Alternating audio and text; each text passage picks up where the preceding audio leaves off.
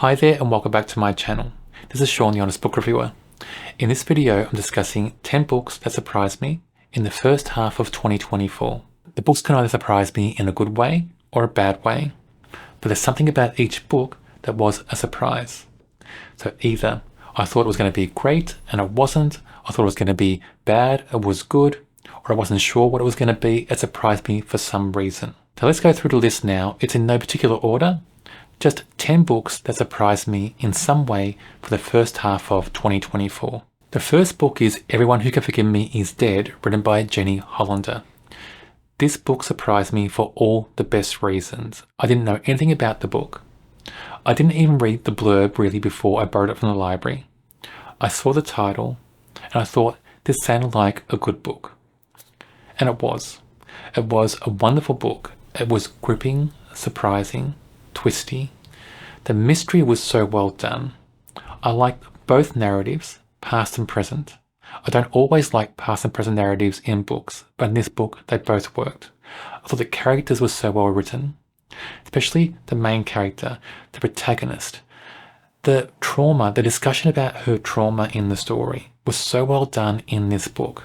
I think it's the best example of that in a book I've read. It surprised me so much. I just loved that actually in the story. It made me just dive into that character so much. It felt so real. Her dialogue, her reactions, not just that character. Even though the character was so good, other characters in this book are just as good in the story. And I liked them all. It's one of those books where it just feels like when you read it, you're not actually reading a story. It's effortless. Was to me anyway. So for me, this book surprised me for all the right reasons. The Detainee, written by Peter Liney. Another great surprise for me. It started out okay, not the best. So the first chapter or so, I wasn't sure about the narrative voice, the voice of the protagonist. I just wasn't getting the feel of it. It didn't really gel with me that much. Soon after that, I started to enjoy it more. It made sense more. I liked it. And then I soon loved it. And from that moment on, I loved the whole thing. Everything about the protagonist was so well done in this story. Then other characters in this book as well are perfect. Some of the characters in this book are my favorite characters so far this year. I really enjoyed the overall story as well. The world building in this book was just amazing. I didn't have expectations about the book going in, but the world building I thought was just so well done. Some of the best world building I've seen in dystopian fiction ever. So inventive, made sense. Everything felt real. So even though this book's set in the future and the situation is horrific and, you struggle to imagine it happening, right? Everything in the book felt real because it's described so well and the characters just suit that world so much as well. Everything in this book gelled well. It all made sense for the story, the world it's set in. I loved it. I do recommend this book so much. As the first book in a trilogy, I've not yet read books 2 and 3. I have them to read, but I recommend this first book anyway. I guarantee if you like a bit of sci-fi, dystopian setting, you'll love this book. The characters are just amazing and the world building is stunning. Invisible, written by James Patterson and David Ellis. Another good surprise for me in the first half of this year. I didn't know what to expect because with his co-author books with James Patterson, sometimes they're great, sometimes they're not so great. You don't know what to expect, and sometimes it depends on who the co-author is. But even then, even if you like the co-author a lot, sometimes the books are not that great, so you just never know. This book was a great surprise for me. It's a mystery thriller, but it's a thriller that's not super twisty. So that was a surprise in itself because as a reader, twists I think are important in thrillers. You like those twists to happen. And I prefer books where twists happen all through the book, not just towards the end. But in this book, there are no twists really, but it was still wonderful. That's down to characters and that cat and mouse game in the story. Those things were done so well that it just made the whole book just shine for me. The protagonist in this book is amazing. I like her struggle. She has a struggle to be heard and believed that starts from page 1. That struggle, that first section of the book with her struggling to get people to believe her, that engages you with the book so much. You get behind the character, empathize with her so much in that first section. and makes you really just dig into that character and just love that character in the story. And then a section with a cat and mouse game going on between the protagonist and the villain, when they're trying to catch him and he's trying to elude capture. That is so well done in the story. It was perfect. It reminded me of thrillers maybe in the 90s and early 2000s, that kind of feel to it. And I love that kind of feel in movies, in those thrillers, and I loved it in this story. A great book. This is one of the books where I would read again. In a few years' time, I would read this again, and I guarantee I'll enjoy it just as much. The Caretaker, written by Gabriel Bergmoser. This was a bad surprise for me this year. From the blurb, I thought this book would be wonderful. The blurb promised so much. The book did not deliver on that promise. The setup of this book just promises so much. You have a female character on the run, and she's going to spend some time on the off season in a small ski resort in the mountains. It's isolated, nobody else around. The only people she comes in contact with are when she goes down into a local town for supplies, and maybe the occasional guest during off season. Nobody else. So that isolated setting and this threat that should be hanging around her being tracked down, you just picture that in a story, and it's just thrilling, it's chilling, it's gripping. But the book wasn't that at all. In the book, it doesn't feel like she's that worried about things. I mean, we even have somebody coming to stay on the off season, and she thinks about, is he trustworthy at the start? And then quickly after that, they become almost friends. They're eating meals together, going for walks together. I mean, where's her sense of feeling threatened? We have some other things going on in the book I won't explain in this small description, but it makes certain things just feel cartoonish, almost comical in a way. That sense of danger, that sense of being isolated, that sense of being super alert and anxious, on your toes, on the lookout for danger, doesn't exist in the book at all. So for me, a big letdown. This should have been written just differently, I think. I don't think this book has great tension. I don't think this book has great atmosphere.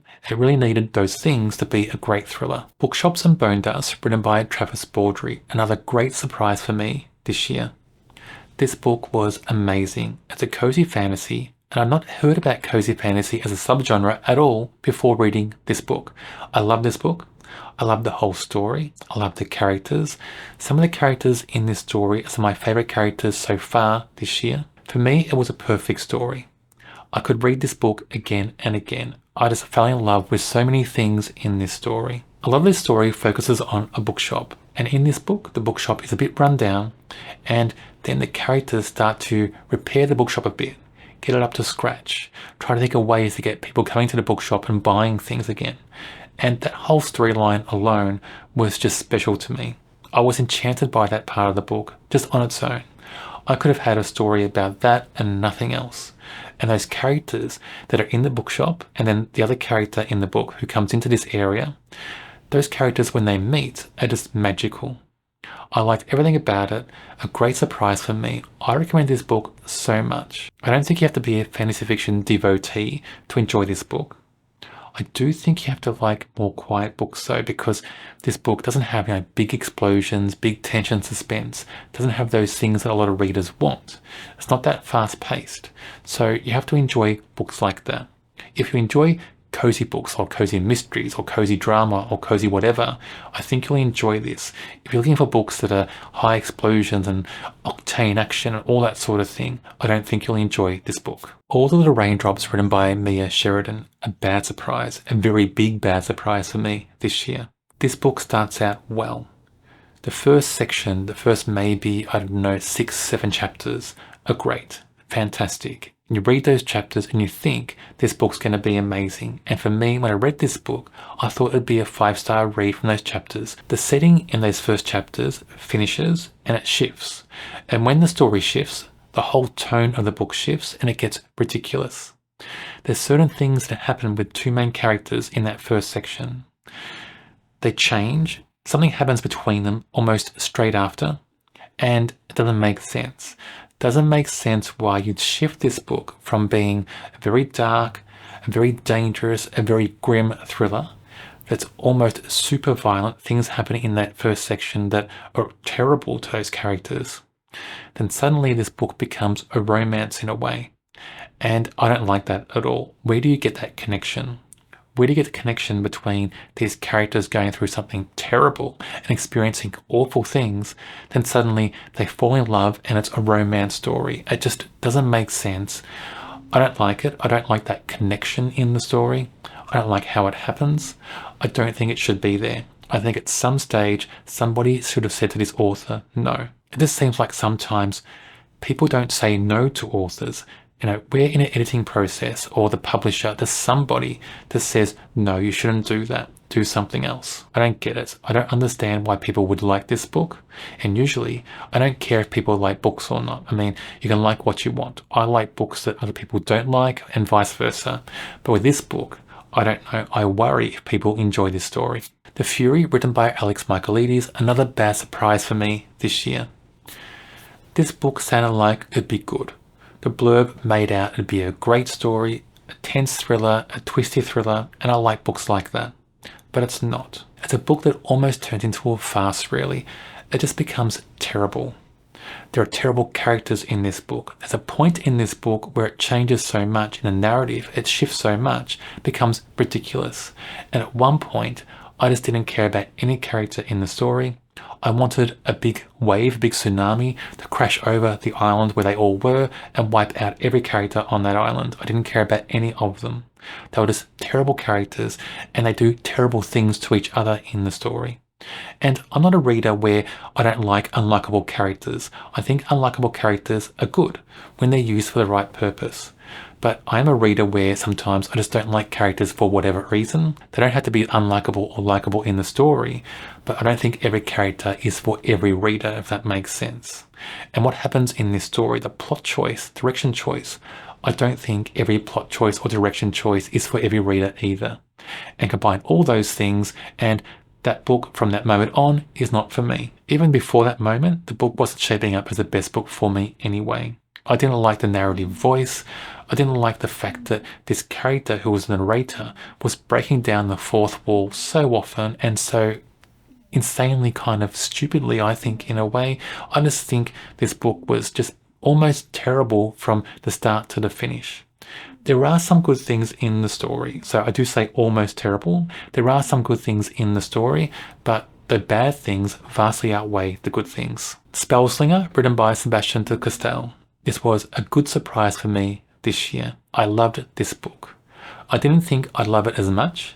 It's YA fantasy, and sometimes with YA books, they can be a bit disastrous in certain ways, but this book was brilliant. The world building, the characters, the setting, the magic system, everything about this story was perfection. It's like the author took so much care to plot and plan what was going on in the book before writing. And what I like about this book, it focuses the action in one city mainly and a little bit outside the city. But it focuses on that small area in a bigger area, of course, bigger country and a bigger continent even.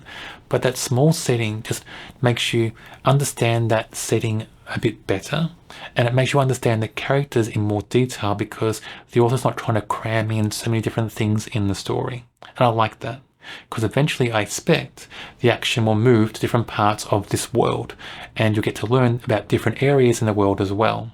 And while you do that, you get to understand more about characters and different characters and new characters that the author will introduce. So great introduction to this world. Great characters, there's great tension, suspense, there's a great plot in this story as well. Everything about this worked so well for me, and I loved it. I loved everything about it. The Mystery Wife, written by Sulari Gentill, a bad surprise for me this year. This author wrote a book I love, the book called The Woman in the Library. I loved that so much, and I thought this book would be just as good, but it's not. Of course, it's a different story, and sometimes authors can write books that don't work for you. And this book just didn't work for me at all. It starts off okay, I guess, but it starts off with a protagonist I don't think many people can engage with. The protagonist quits university, decides she wants to write a book, wants to be an author. Okay, a lot of people out there do want to be an author, but she gets a trust fund. She gets a trust fund so she can live off that trust fund and then try to be an author. Is that relatable to many people out there? Many people out there who are trying to be an author, they're struggling, they're trying to find time to write a book. Do they have trust funds to fall back on? Can they relate to a character who thinks she's struggling, thinks she's got all these troubles in the world, but has a trust fund to fall back on? I don't think so. Not that relatable in my view. But anyway, the character heads to the US to live with her brother. He's already there, he's a lawyer, and she's living off her trust fund in his house, trying to be an author. She meets this guy at a coffee shop, finds out he's an author.